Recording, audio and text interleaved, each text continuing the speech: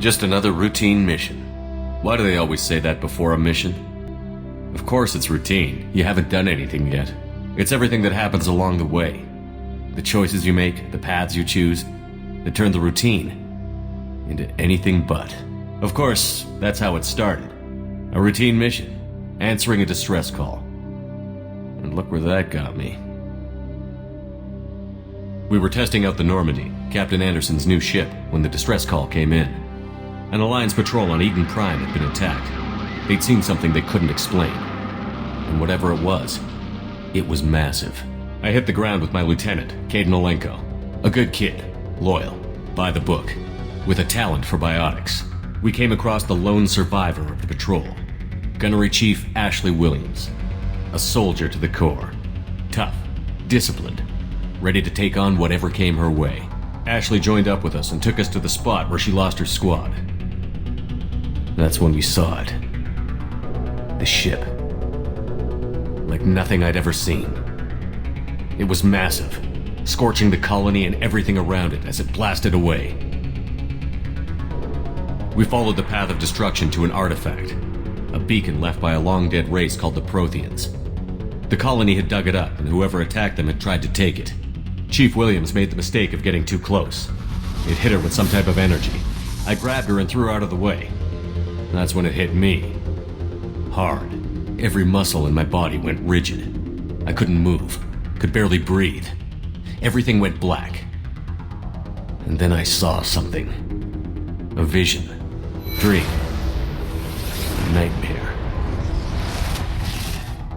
By the time I woke up, we were halfway to the Citadel on our way to meet the Council. I was expected to explain what I'd seen. Anderson came along. So did Adina, our political representative on the Citadel. With those two heavyweights, it seemed reasonable we could persuade the Council that the ship we'd seen was a potential threat, as was the individual behind the attacks. The main suspect for the Eden Prime massacre was a Turian Spectre named Saren. He'd been seen by one of the survivors from the colony at Eden Prime, and there was some evidence to suggest that the ship was connected to Saren. But even Adina's pointed accusations weren't enough to convince the Council. They just couldn't believe one of their chosen elite Spectres could be guilty of something like that. They needed proof, which meant I needed proof. Fortunately, I wasn't alone in my search. Garrus, another Turian, wanted to help. A top agent for Citadel Security. Despite orders from his superiors that he shouldn't get involved, he told me he was suspicious of Saren, and he had some useful leads. More importantly, he was willing to share them. That led me to Rex, the biggest, nastiest-looking Krogan bounty hunter I'd ever seen. He turned out to be more than just a brute.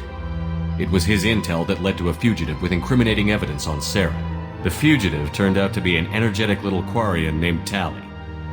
A tech expert with a knack for hacking, she'd procured some information on Saren. Evidence that proved Saren was dirty. Tally's evidence proved that Saren was responsible for the massacre on Eden Prime, and that the immense warship we'd spotted was in fact Saren's flagship. But it went much further. Saren was trying to find a way to bring back a race of sentient machines from dark space. Machines allegedly responsible for cleansing the galaxy of all organic life. These Reapers were blamed for wiping out all life 50,000 years ago, including the Protheans, then disappearing back through the mass relays to dark space, leaving no trace they'd ever been. That explained why Saren was after the beacon, and it made some sense out of my visions, but not much else. We couldn't convince the Council that the Reapers were a threat, but they agreed Saren had to be stopped. They stripped him of his Spectre status and gave me the honor of becoming the first human Spectre. My first task? Bring down Saren. Anderson decided to stay behind, giving up his ship, the Normandy. He told me I would need it more than he would. He also pointed me in a direction. Liara, a Prothean expert, adept in biotics, and maybe most importantly, daughter of Benezia, Saren's top lieutenant. And like most Asari, as beautiful as she is intelligent, and born with a unique ability to meld with other species. Liara was able to help me decipher some of the vision the beacon had given me. Nothing concrete, but it gave me some clues. And a new appreciation for the Asari. Her technique for accessing my vision was unexpected. but not at all unpleasant. Thanks to Liara's help, we had our next lead, Benezia. Saren had taken her to Novaria, where he'd enslaved a dangerous race of insect-like creatures, the Rachni. He ordered Benezia to use the same technique Liara had used on me to extract information from the Rachni Queen. The Queen's drones were everywhere, and they weren't happy. We had to fight through hundreds of them to get to Benezia. By the time we arrived, Saren was gone. With the information, I tried to reason with Benezia, but Saren had indoctrinated her. He had somehow acquired the ability to control people's actions and wills. Benezia wouldn't surrender, and Liara was forced to watch her mother die in her arms. And I was left with an angry, dangerous Rachni Queen to deal with. She claimed her drones would do no harm if I released her. But the Rachni had terrorized the galaxy before. I couldn't do it. I wouldn't doom an entire species for past sins. And the Queen was true to her word. She left and took her army of drones with her. With Saren's top lieutenant dead, he was quickly running out of time and places to hide. I tracked him down at his base on Vermeer, but we soon learned it was more than a base of operations. It was a breeding ground. Saren was breeding an army of Krogan. He'd found a cure for the genophage, a disease inflicted on the Krogan to prevent them from breeding and taking over the galaxy. But the Krogan Saren was breeding were slaves, mindless beasts that obeyed Saren's will. I had to destroy the base, and all its research. Rex disagreed. Violently. When we finally got to the center of the base, I realized just how close Saren was to completing his plan. He was already in communication with the Reapers. Sovereign, Saren's flagship we'd all assumed was just a ship, was a Reaper. It spoke to me, threatened me. I could feel the menace it had for every living thing. It wanted me dead. It wanted us all dead. And I knew it was capable of doing just that. What I couldn't understand was why Saren would help it. But there was no time to think about it. Sovereign knew where we were. We had to destroy the base and get the hell out. I split up my team in 2 squads, sending Ash with one and Caden with the other as a distraction. We had a nuke, and we planned to use it. Before we could detonate the bomb, Saren showed up. We fought. I stalled him to make time for my team. And in talking to him, I realized the truth. It wasn't Saren who was indoctrinating everyone. It was Sovereign. The Reaper. And Saren was in deeper than all of them. He tried to convince me he was still in control.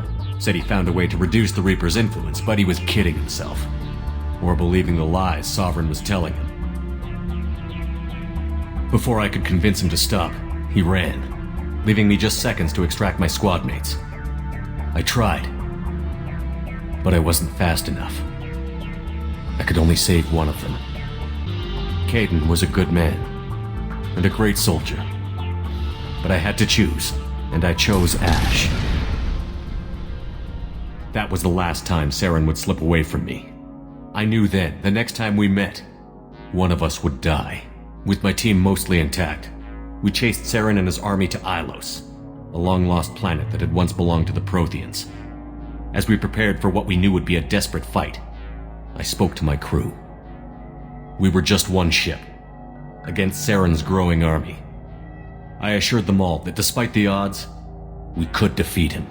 I'd never tell anyone, but I had my doubts. Leaving Caden behind had hardened my resolve, but revealed a soft spot in my defenses. How many more friends and allies would I be willing to sacrifice in order to stop Saren? We arrived on Ilos, close behind Saren. Once on the planet, we discovered a Prothean databank that helped me put the final pieces of my vision together. The Reapers had come 50,000 years ago, and every 50,000 years before that, each time purging the galaxy of life. The Protheans had fought and died, like every species before them. But a few survived long enough to leave a parting gift. The Protheans had discovered that the Citadel was the key to controlling the mass relays. By sabotaging the Citadel, they found a way to close the relays to dark space, slowing the Reapers' return, giving us the time we needed to find a solution to stop the Reapers once and for all. Saren knew this. He was leading his army to take control of the Citadel and re-establish the relays to dark space. bringing the waiting Reapers here to destroy us all. We followed him to the Citadel. It was intact, but heavily damaged. He had caught the Council fleets by surprise, and they were only now regrouping. And with Sovereign as his flagship, there was little hope the fleets could counterattack with enough strength to take back the Citadel. But Saren was done running, and I was done chasing him. As the Alliance and Citadel fleets battled Saren's army outside, I cornered the Turian bastard in the Citadel tower and confronted him. He died believing that the Reapers would save him. As I fought to regain control of the Citadel, the Council's flagship, the Destiny Ascension, fell under attack. Despite Saren's death, Sovereign and Saren's army continued to fight. The Council was aboard the Destiny Ascension, and they were requesting assistance. But I knew in order to help them, I would have to put our human Alliance fleet in jeopardy. The Council had to be saved. They represented the hearts and minds of the galactic community.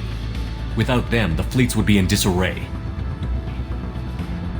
Even with the Citadel back in my control, Saren defeated, and the Normandy leading the combined galactic fleet, the battle against Sovereign, a single Reaper, was relentless. It took the combined fleets of humanity and the other races, but in the end, Sovereign fell. But the costs were immense. While humanity's efforts in the war earned us our first seat on the Council, it was a hollow victory. The Reapers were still out there. I knew the fight was far from over, but as the one who'd led the fight against Saren, I was given new responsibilities. The choice of humanity's first counselor was left for me to decide.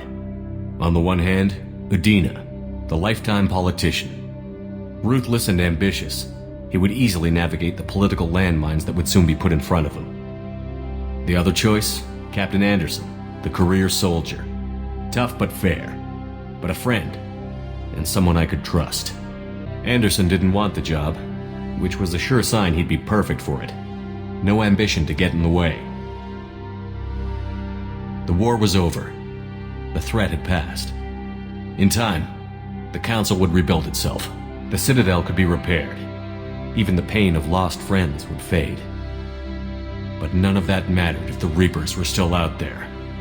And if they were all as powerful as Sovereign, we had to find a way to stop them. I had to find a way. I gathered my crew, took my ship, and went in search of answers. Officially, the Council would only say I was assigned to cleanup duty, rooting out any remnants of Saren's army. Just another routine mission.